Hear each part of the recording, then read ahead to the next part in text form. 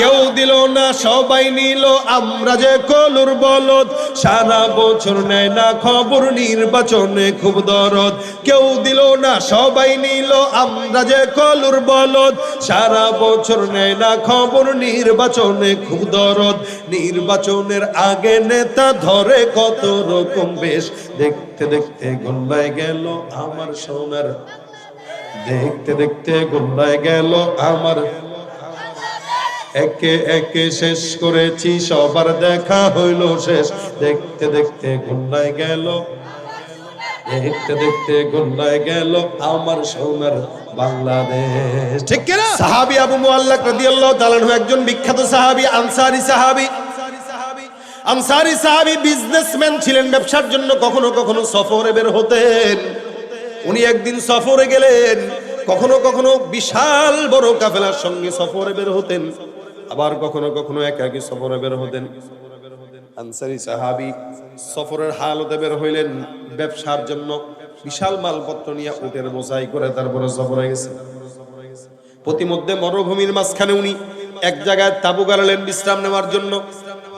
হঠাৎ করে মরুভূমির মাঝখানে তাকায় দেখে চতুর্দিক থেকে ডাকাত তারা ঘেরাও করে ফেলছে। এই যে বাংলাদেশের বর্তমান যে সময়টা চলতেছে, ডাকাত চোর বেশি না?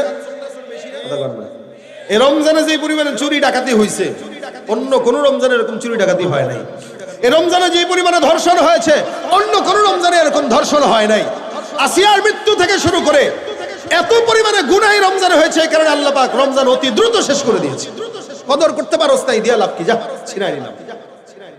ভাইরা আমার, চুরি সন্ত্রাসী বাড়লে বিচার ইসলাম দিছে কি দেয় নাই? কি দিছে? চোরের কি বিচার? কথা কয় না। চোর চুরি করলে কি বিচার? জোরে বলেন, কি কাটা? আমাদের দেশ থেকে যারা পালিয়েছে এদের যদি হাত কাটা হইতো, তাহলে দ্বিতীয় কোন চোর আর চুরি করে টাকা ওপারে প্রকাশ করার, পাচার করার সুযোগ পাইত না। একটা চোরের যদি হাত কাটা হতো, কিন্তু আপনারা তো এলাকায় একটা চেষ্টা চোরকে দেখলে মারতে মারতে অজ্ঞান বানায় ফেলেন, কিন্তু সমাজের সবচেয়ে রাগল বল চোরদেরকে দেখলে 14 বার সালাম দেন। এজন্য তো শান্তি হয় না। যাদের হাতে যায় ক্ষমতা, দেশ যেন বাপের ভিটা, রাখতে চেয়ার শুরু করে বিদেশিদের পাচাটা। যাদের হাতে যায় ক্ষমতা, দেশ যেন বাপের ভিটা, রাখতে চেয়ার শুরু করে বিদেশিদের পাচাটা। বিদেশিদের কথা মতো চালায় ওরা নিজের দেশ, দেখতে দেখতে গোল্লায় গেল আমার সোনার বাংলাদেশ। ঠিক কিনা? কেউ দিল না সবাই নিল আমরা যে কলুর বলদ, সারা বছর নেয় না খবর নির্বাচনে খুব দরদ। কেউ দিল না সবাই নিল আমরা যে কলুর বলদ, সারা বছর নেয় না খবর নির্বাচনে খুব দরদ।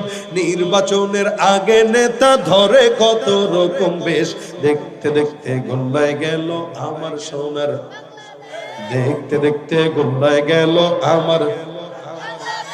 একে একে শেষ করেছি সবার দেখা হইল শেষ, দেখতে দেখতে গোল্লায় গেল, দেখতে দেখতে গোল্লায় গেল আমার সোনার বাংলাদেশ। ঠিক কিনা? তো চোরের বিধান কি বলেন? জোরে বলেন সবাই। এটা জানা উচিত। চোর চুরি করবে, মাইরাম হতাইলাম দরকার নাই, নাক ফাটানোর দরকার নাই, ধরে হাত কেটে দিবেন। যা তুই দেখলে মানুষ বুঝবে এটা নিশ্চিত চোর ছিল। এই লাঞ্ছিত এবং শুধু তাই না, ধর্ষিত হওয়ার পরে ধর্ষকের মৃত্যুদণ্ড যদি শাস্তি হতো, দ্বিতীয় কোন ধর্ষক এদেশে জন্মগ্রহণ করতে পারত না। ভাইরা আমার, দেখেন আবু মুআল্লাক ব্যবসার জন্য গেছে, মরুভূমির ভিতরে বিশ্রাম নিচ্ছে। চতুর্দিক থেকে কারা? কিছু ডাকাত আছে, সম্পদ নেয় আবার হত্যাও করে। কিন্তু আমরা কি করি? সচরাচর ডাকাতের কবলে বলে, ভাই যা আছে নিয়ে যান, মাইরেন না।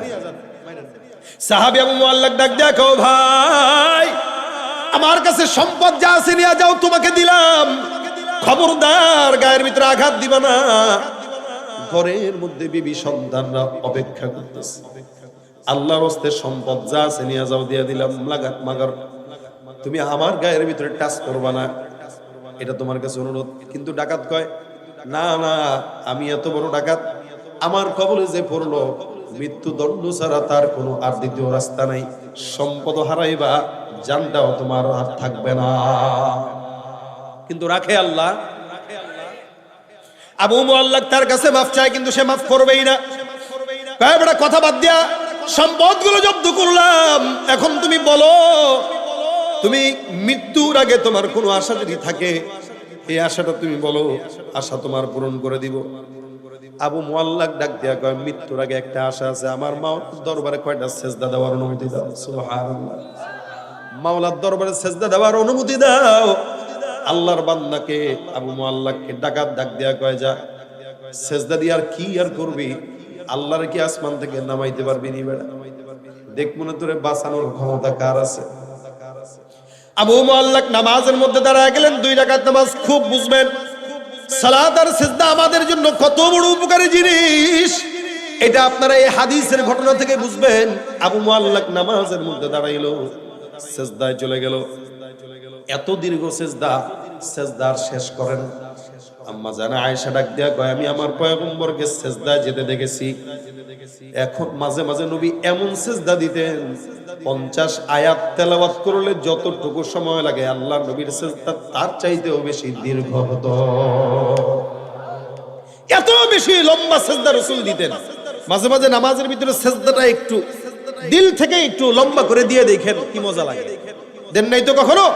সিজদার ভিতরে একটু সুবহান রাব্বিয়াল আলা 100 বার পড়ে দেখেন, কিছু দোয়া দুরূদ পড়ে দেখেন, সিজদাটা দীর্ঘ করে দেখেন, দিলের প্রশান্তি আল্লাহ বাড়ায় দেয়।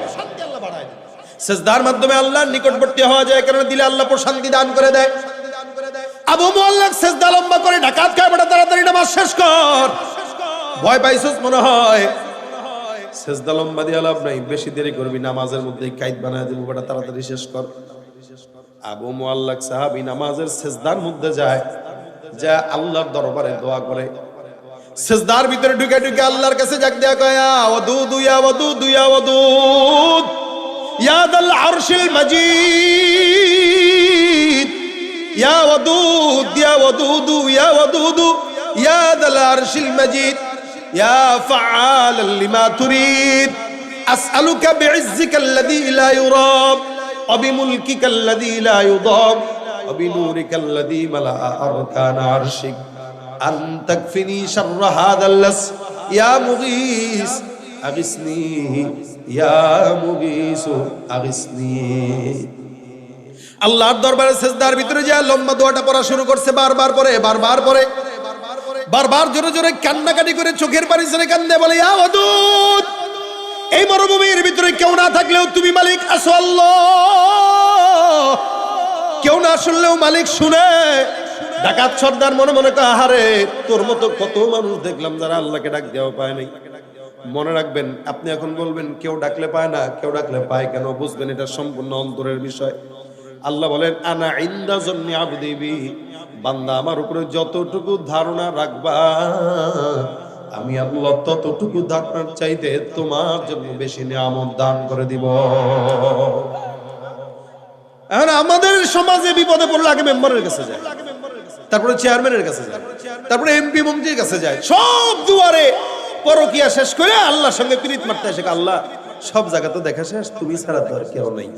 আল্লাহ কা তোর মতো এই পরকিয়া মার্কা প্রেম আমার দরকার নেই, তুই ওদিকেই থাক।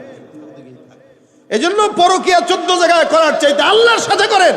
বিপদে আল্লাহ পাক ছাড়া কেউ বান্দার কথা শুনে না, আল্লাহ শুনে। কে শুনে? সাহাবী আল্লাহকে ডাক দেয়।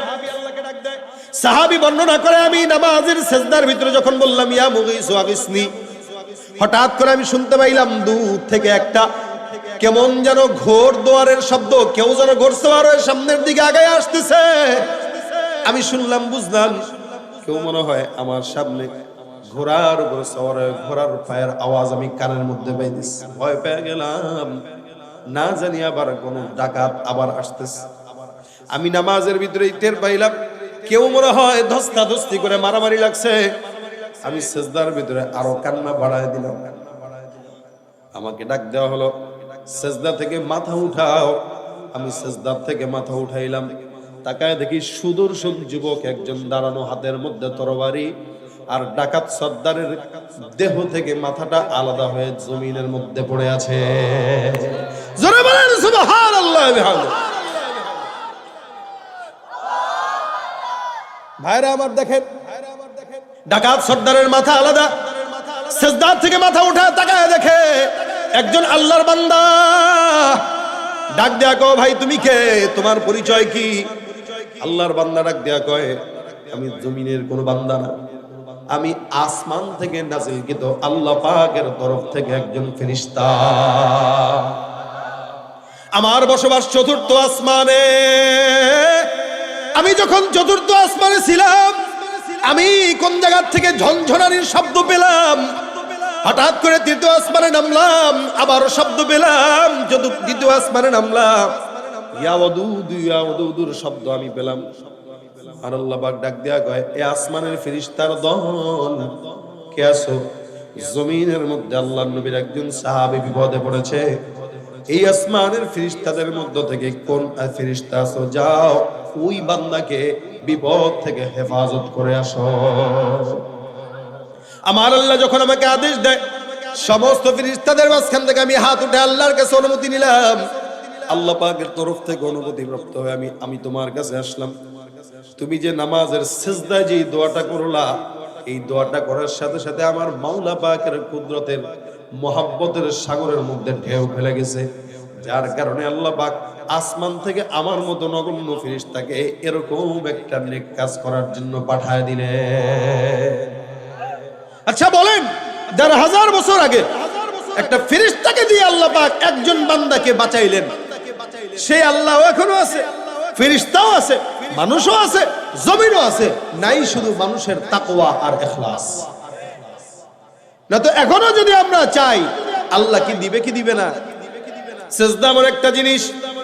বদরের যুদ্ধে আমার পয়গম্বর গেলেন, সাহাবা একরাম ৩১৩ জন, কাফেররা কয় হাজার? ১,০০০ মোকাবেলায় ৩১৩। তাও মুসলমানদের কাছে তরবারিও নাই, ঢাল ধরাও নাই, পারাও নাই, কিছুই নাই। আলী রাদিয়াল্লাহু তাআলা বর্ণনা করে বলে, আমি আল্লাহর নবীর কাছে যায় দেখি পয়গম্বর সিজদায় পড়ে আছে। আমি ভাবলাম নবী কি করেন একটু দেখে আসে, কিন্তু আমি যায় দেখি আমার পয়গম্বর নামাজের সিজদার মধ্যে আল্লাহর কাছে ডাক দেয়, ইয়া হাইয়ু ইয়া কাইয়ুম। আমি আবার যুদ্ধের ময়দানে যা লড়াই করলাম, আবার আমার পয়গম্বরের কাছে আসলাম, আবার তাকায় দেখলাম নবী সিজদায় পড়ে বলে, ইয়া হাইয়ু ইয়া কাইয়ুম। আবার জিহাদের ময়দানে গেলাম, আবার আসলাম, তাকায় দেখি আল্লাহর নবী সিজদায় পড়ে বলে, ইয়া হাইয়ু ইয়া কাইয়ুম। আল্লাহ পাক রব্বুল আলামিনের পয়গম্বর সিজদায় পড়ে আছেন।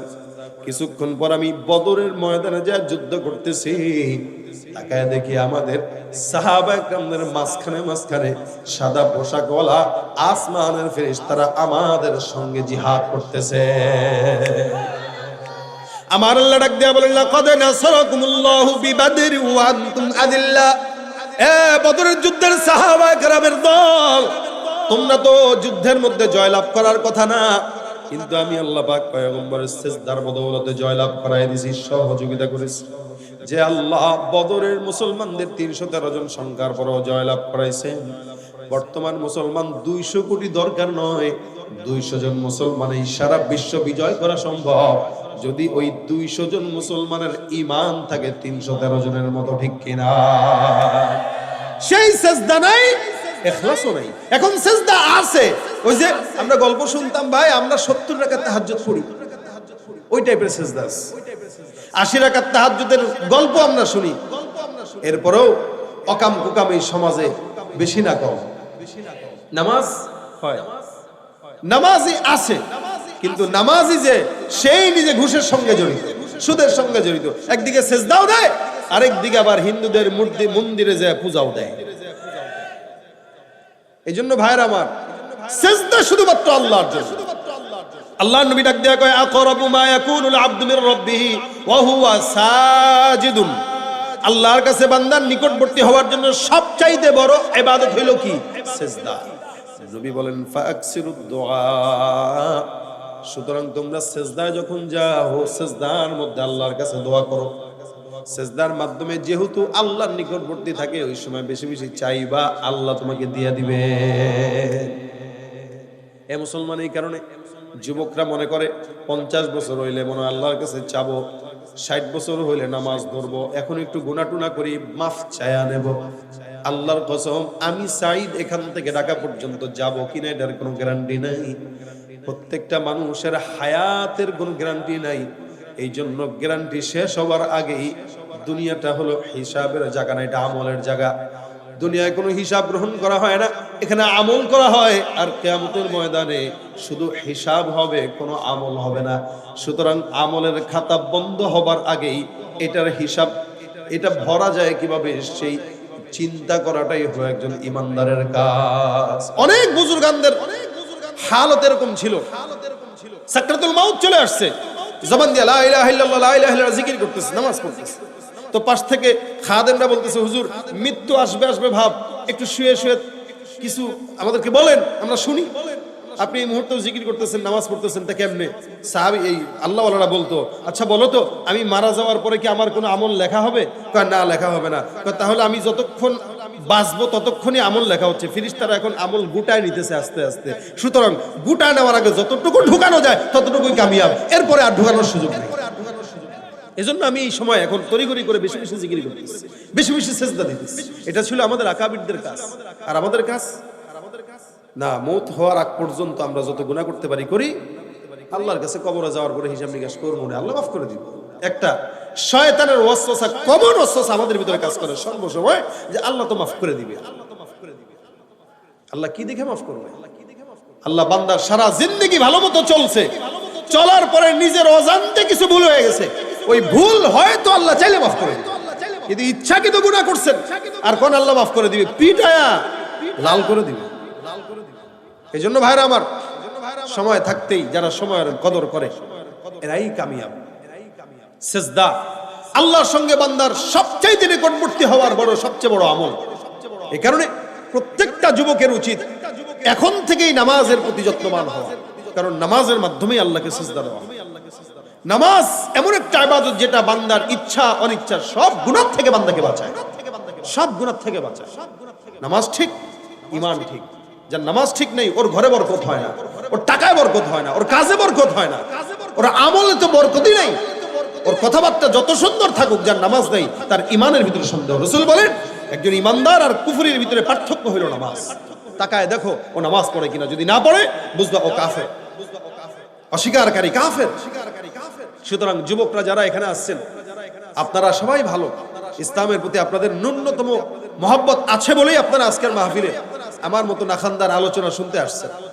কিন্তু ভাই, আপনারা যুবক যারা, আপনারা অনেক দামি। আমরা যুবক, আমাদের অনেক দাম। রাসূল বলেন, ওয়াশাবুন নাশাআ ফি ইবাদাতিল্লাহি তাআলা, 7 প্রকার মানুষকে আল্লাহ পাক আরশের নিচে ছায়া দিবেন। কোন দিন? যেদিন কিয়ামতের ময়দানে সূর্য থাকবে মাথার উপরে, মগজগুলো গলে নারী ভুড়ি দিয়ে বের হয়ে, পায়খানা রাস্তা দিয়ে বের হয়ে পড়ে যাবে। ওই দিন ওই যুবকদেরকে আল্লাহ কোলে করে ধরে আরশের নিচে জায়গা দিবেন। কাদেরকে? যারা তাদের যৌবনটাকে আল্লাহর ইবাদতে সিজদায় কাটাইছে। এবং ওর ভিতরে আরেক দল যুবক, আরেক দল লোক, ওয়াকলবুহু মুআল্লাকুন বিল মাসাজিদ, যাদের অন্তর আল্লাহর ঘর মসজিদের দিকেই লিপ্ত থাকত। এই জন্য বুড়া বয়সে নামাজ পড়ার চিন্তা বাদ দিয়া যৌবন বয়স থেকে নামাজ পড়া, এটা ফিকির করেন। এটা হচ্ছে আমাদের জন্য কাজ। বুড়া বয়সে তো নামাজ সবাই ধরে, দুর্নীতিবাজরাও ধরে, ধরতে যায় পেছ লাগায় দেয়, তাকবীরে পেছ লাগায়, সূরায় পেছ লাগায়, ঈদুল ফিতরের জানাজার নামাজ কয়, এগুলো হলেও সারা জিন্দেগি নামাজ পড়ে নাই, এই কারণে লাস্টে এসে পেছ লাগায়। এখানে এটার একটা প্রস্তুতিমূলক এখন থেকেই করা প্রত্যেকটা মুসলমানের উচিত, আমারও উচিত, আপনাদেরও উচিত। আজকে থেকে নিয়ত করেন যে আমরা এখানে যারা যুবক, মুরব্বী সবাই নামাজ 7 বছর থেকে তালকিন দেওয়া, 10 বছর হয়ে গেছে, এবার নামাজের জন্য প্রহার করা, না পড়লে মারতে হবে। সুতরাং প্রত্যেকটা মানুষ যারা এখানে বসা আছেন, নিজে পড়েন, নিজের বিবি পড়ে না, নিজে পড়েন, নিজের সন্তান পড়ে না, নিজে পড়েন, মা পড়ে না, বাবা পড়ে না। আপনাদের জন্য বলি, ঘরে নামাজ প্রতিষ্ঠা করেন, ইনশাআল্লাহ চাউলে বরকত হবে, বাজারে বরকত হবে, টাকায় বরকত হবে। নামাজের নিয়ত করেন আজকে থেকে, ইনশাআল্লাহ 5 ওয়াক্ত নামাজ বা জামাত আমরা আদায় করব। কারা কারা? আল্লাহ পাক তৌফিক দান করুন। হাত উঠায় নেন, নিয়ত করেন, এটা নিয়ত। আল্লাহ কবুল করে বলেন আমিন। আল্লাহ আমাদের আমলের বরকত দান করে বলেন আমিন। হাত নামান। এই যে নিয়ত, রাসূল বলেন কেউ নিয়ত করছে কিন্তু নিয়তটা ঠিকমতো পরিপূর্ণ করতে পারে নাই, এরপরেও আল্লাহ পাক তার আমল নামায় ওই নিয়তের সমপরিমাণ সওয়াব দান করে, আমলের সমপরিমাণ সওয়াব দান করে, আমলের সমপরিমাণ সওয়াব। যারা নিয়ত করছেন হাত উঠানোর সাথে সাথে আল্লাহ পাক আপনাদের আমল নামায় সওয়াব লিখে দিয়েছেন। এটা হলো আমলের বরকত, নিয়তের বরকত। কিন্তু নিয়ত করলেই হবে না, নিয়ত করব কবে করবেন দেখি, 2 দিন যাক, 5 দিন যাক। তো ভাই 5 দিন যাওয়ার সুযোগ দেন। এই কারণে প্রত্যেকটা ওয়াক্ত নামাজ এই নিয়তে পড়বেন যে এটা আমার জিন্দেগির শেষ নামাজ। আমি এশার নামাজ পড়ি নাই, এখন যদি মরণ হয়, আহারে আপনার মা বলবে আহারে আমার ছেলেটা এশার নামাজটা পড়তে পারলো না, আপনি আল্লাহর কাছে কি জবাব দিবেন যে আল্লাহ আমি এশার নামাজ না পড়ে আসছি? এই কারণে প্রত্যেকটা নামাজ পড়বেন এই নিয়তে যেটা আমার শেষ নামাজ, আল্লাহর কাছে যেন বলতে পারি আল্লাহ এই নামাজটা আমি পড়ে আপনার কাছে আসছি, এই নিয়ত করে যান। আজান হওয়ার সাথে সাথে মসজিদে ঢোকা, এটা হলো আদব। আমাদের দেশে নামাজ প্রতিষ্ঠা নাই, যার কারণে আমাদের দেশে মানুষ গুনাহ করে। যে দেশে নামাজ প্রতিষ্ঠা আছে ওই দেশের মানুষ গুনাহ কম করে, অর্থাৎ গুনাহ করলেও গোপনে করে, প্রকাশ্যে করে না, প্রকাশ্যে গুনাহ হয় কম। সৌদিতে নামাজ প্রতিষ্ঠা আছে, প্রকাশ্যে গুনাহ করে, গোপন গুনাহ আছে তাদের, প্রকাশ্য গুনাহ করে। আর আমাদের দেশে নামাজ প্রতিষ্ঠা নাই, যার কারণে গুনাহও প্রকাশ্যে হয়, গোপনেও হয়। আল্লাহ পাক এই মসজিদগুলো সবগুলো যেন মুসল্লি দিয়ে আবাদ করে দেয়, বলেন আমিন। আমাদের দেশের তো মসজিদের অবস্থা এরকম, সকালের ফজরের নামাজে দেখলে মনে হয় সব নাস্তিক ভরা দেশে, আর জুমার নামাজের দিকে তাকাইলে মনে হয় দেশে সব হলো ইমানদার। কেন? 3-4 তলা মসজিদ পর্যন্ত জুমার দিন ভরে যায়, আর ফজরের সময় 4 জন মানুষকে খুঁজে পাওয়া যায় না। তার মানে এরা মনে করে যে নামাজ শুধুমাত্র ফজর এই জুমার জন্যই, ফরজ থেকে এশা, ফজর থেকে এশা এটা আমাদের জন্য নয়, হুজুরদের জন্য। এই জন্য ভাইরা আমার, ফজর থেকে এশা, জুমা, প্রত্যেকটা নামাজ আপনার আমার সকলের জন্যই ফরজ। যারা নামাজ পড়ে না এরা বেঈমান। এরা কি বলেন? এরা কি? তুমি রমজান এলে রাখো না রোজা, দিনকে করো আঘাত, পয়সা কড়ির নেই তো অভাব, দাও না তো যাকাত। তুমি রমজান এলে রাখো না রোজা, দিনকে করো আঘাত, পয়সা কড়ির নেই তো অভাব, দাও না তো যাকাত। তুমি ইমানদারির বড়াই করো, নেই তোমার ইমান, তুমি ইমানদারির বড়াই করো, নেই তোমার ইমান। তুমি কেমন মুসলমান, তুমি কেমন মুসলমান, নামাজের সাথে নাই পরিচয়, মানো না কোরআন, নামাজের সাথে নাই পরিচয়, মানো না কোরআন। তুমি কেমন মুসলমান, তুমি কেমন মুসলমান। তুমি নবীর উম্মত দাবি করো, সুন্নাহ মানো না, নবীর অপমানে তোমার হৃদয় কাঁদে না। তুমি নবীর উম্মত দাবি করো, সুন্নাহ মানো না, নবীর অপমানে তোমার হৃদয় কাঁদে না। তুমি বিজাতীয় সংস্কৃতিতে শোভেছো পরাণ, তুমি বিজাতীয় সংস্কৃতিতে শোভেছো পরাণ। তুমি কেমন মুসলমান, তুমি কেমন মুসলমান, নামাজের সাথে নাই পরিচয়, মানো না কোরআন। তুমি কেমন মুসলমান, তুমি কেমন মুসলমান। আল্লাহ পাক আমাদের খাঁটি মুসলমান বানান। নিয়ত করবেন 5 ওয়াক্ত নামাজ আমি সহ যারা আসছেন বসছেন সবাইকে পড়ার তৌফিক দান করুন। শুধু আমাদেরকে না, ঘরে বিবি বাচ্চারা মা বোনেরাও যদি না পড়ে তাদেরকেও পড়ার জন্য আপনারা তাগিদ দিবেন। সব সময় নামাজের মুজাকারা করবেন যে নামাজ পড়ো, নামাজ পড়ো। ভাই নামাজ এটা আগে, রাসূল বলেন এটার হিসাব যেহেতু আল্লাহ পাক আগে নিবে, সুতরাং সব কিছু পরে, নামাজ আগে। আল্লাহ পাক আমাদের সকলকে 5 ওয়াক্ত নামাজ জামাতের সাথে আদায় করে দুনিয়ার জমিন থেকে বিদায় হওয়ার তৌফিক দান করুন।